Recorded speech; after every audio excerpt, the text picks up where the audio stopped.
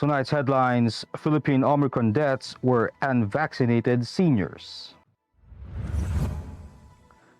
No Filipino casualty in Tonga volcanic eruption. Coronavirus cases in the country at 3,293,625. Areas under granular lockdown nationwide balloon to 765. Amihan to bring cloudy skies and rains over parts of Luzon. And PSEi dips on negative overseas sentiment.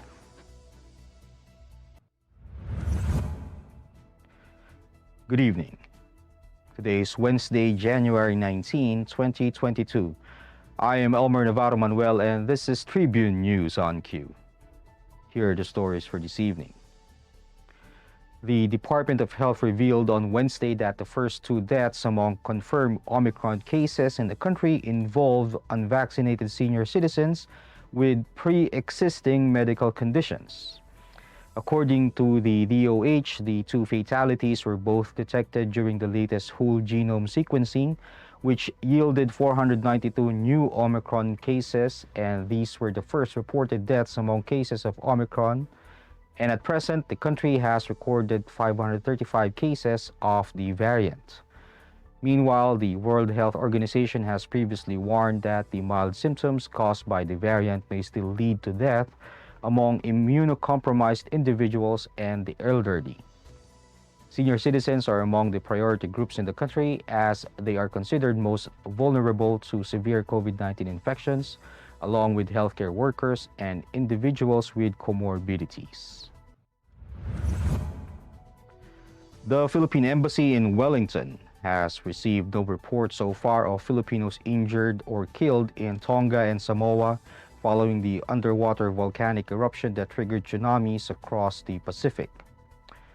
According to the Department of Foreign Affairs, the Association of Filipinos in Tonga Incorporated informed the Philippine Embassy in Wellington regarding the situation of Filipinos in the Kingdom of Tonga.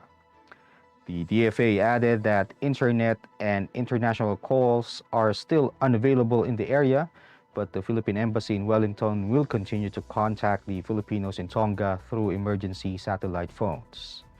It added that it will continue to monitor the situation in Tonga through the Philippine Embassy in Wellington to ensure the safety of the Filipinos there.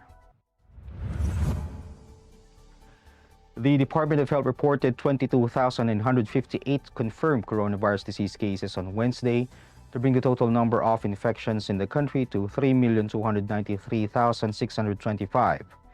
This brought active cases to 270,728, and of the total, 8,335 are asymptomatic, 257,632 are mild, 2,970 are moderate, 1,487 are severe, and 304 are in critical condition.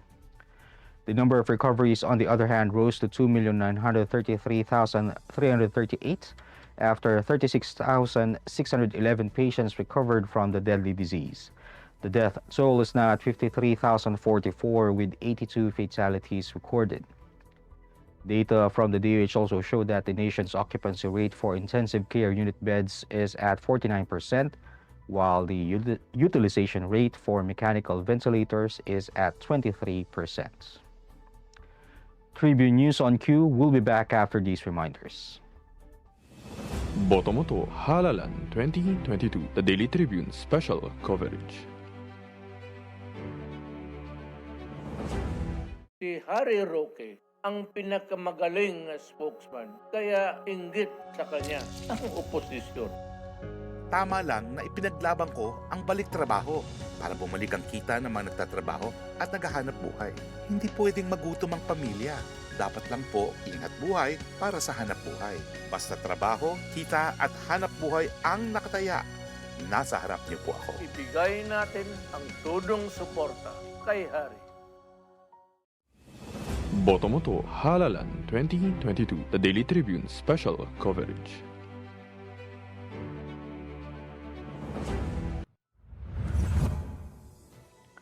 In other news, the Philippine National Police said on Wednesday that from 396, the number of areas under granular lockdown in the country has almost doubled to 765.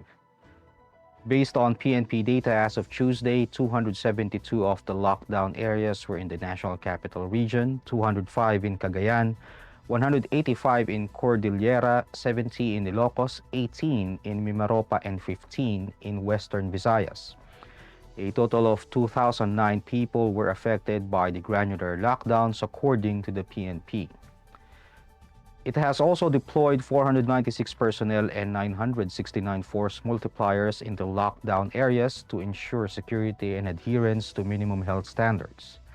However, local government units decide whether or not to impose or lift a granular lockdown on a house, compound, street, or building based on the number of infections reported.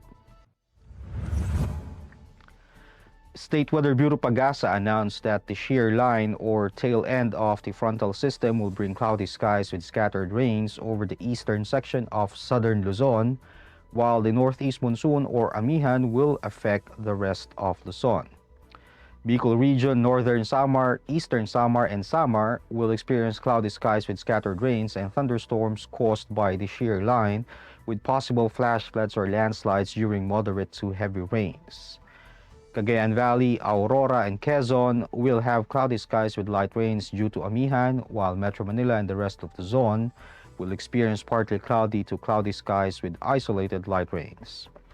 Mindanao and the rest of Visayas will have partly cloudy to cloudy skies with isolated rain showers or thunderstorms with possible flash floods or landslides during severe thunderstorms.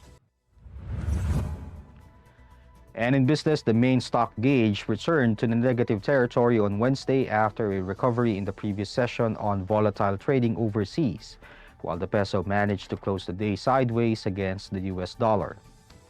The Philippine Stock Exchange Index shed 82.42 points or 1.12% to 7,261.54 at the closing bell. The Brody All shares followed with a drop of 27.15 points or 0.70% to 3,855.25. Rina Capital Development Corporation Head of Sales Luis Limlingan cited the jump of oil prices in the international market to its highest since 2014 on fears of possible supply disruption following the attacks in the Middle East. Volume was thin at 859.13 million shares, amounting to 5.3 billion pesos. Decliners led advancers at 103 to 75, while 50 shares were unchanged. Meantime, the peso finished the day little changed against the US dollar at 51.5 from the previous day's 51.488 close. That wraps up the stories tonight, and before we go, we would like to thank the SM Store, Araneta City, Department of Tourism, MG Motors, Hina Motors, Security Bank, and Overseas Community Affairs Council member Alan Lin of the Republic of China for their continued support. Again, this is Elmer Navarro Manuel, and you're watching Tribune News on Q. Stay safe, stay healthy, and stay at home. Good night, and God bless us all. Botomoto Halalan 2022, the Daily Tribune special coverage.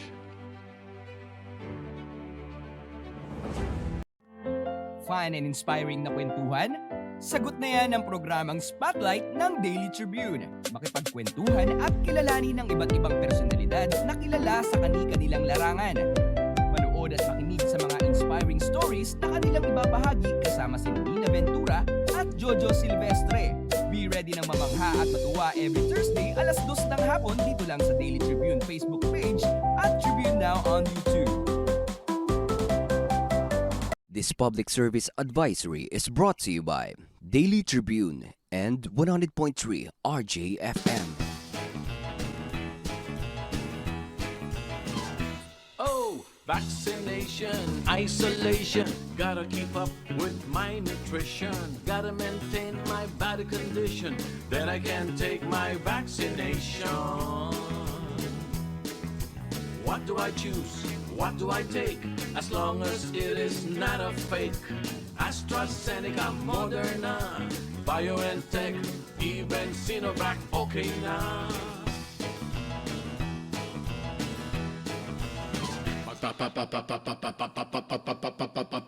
Pababakuna ka ba, pababakuna ka ba, pababakuna ka ba, pababakuna ka ba, pababakuna ka ba, pababakuna ka ba. Vaccination for the nation, no more isolation.